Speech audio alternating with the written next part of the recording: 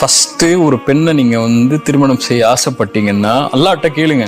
இறை தூதரே அல்லாஹ்வுடைய தூதருடைய மனைவியாக கூடியவங்கள்ட்ட செய்தி அனுப்புறாங்க, போய் கேட்டு வாங்க, அல்லாஹ்வுடைய தூதர் திருமணம் செய்ய ஆசைப்படுறாங்கன்னு. அந்த பெண் என்ன சொன்னாங்க? அல்லாஹ்விடத்துல கேட்டுக்கிறேன்னாங்க. ஃபர்ஸ்ட் ரசூலுல்லாஹ்வை திருமணம் முடிக்கிறதுக்கு அல்லாஹ்ட்ட கேளுங்க. அல்லாஹ்விடத்துல கேட்டு உங்களுக்கு அதுக்குரிய வழி பிறக்குது, அந்த பெண்ணை பார்ப்பதற்கோ அந்த பெண் குடும்பத்தார் இடத்துல பேசுவதற்கோ அந்த குடும்பத்தார் அனுமதியோட நடக்குதுன்னா, ரெண்டாவது ஸ்டெப் மார்க்கம் சொல்லக்கூடியது அல்லாஹ்வுடைய இஸ்திகாராவுக்கு பிறகு, அல்லாஹ்வுடைய தேர்ந்தெடுப்பை கேட்டதற்கு பிறகு பெண்ணிடத்துல உட்கார்ந்து பேசுங்க, மனசு விட்டு பேசுங்க, அவங்களுடைய விருப்பங்களை தெரிந்து கொள்ளுங்க, உங்களுடைய விருப்பங்களை சொல்லுங்க. முறைப்படுத்தப்பட்ட முறையில, தவறான கேள்விகள் இல்லாம, உடல் சம்பந்தப்பட்ட கேள்விகள் இல்லாம, ஆபாச பேச்சுகள் இல்லாம, அவங்களுடைய உறவினரை பக்கத்துல வச்சுக்கிட்டு கொஞ்சம் தொலைதூரமா வச்சுக்கிட்டு 2 பேரும் உட்கார்ந்து எந்த தடையும் இல்லாம பேசி இந்த உறவு சரியாகுமா அப்படின்னு உட்கார்ந்து பேசுங்க. அவ்வளவுதான் பண்ண முடியும்.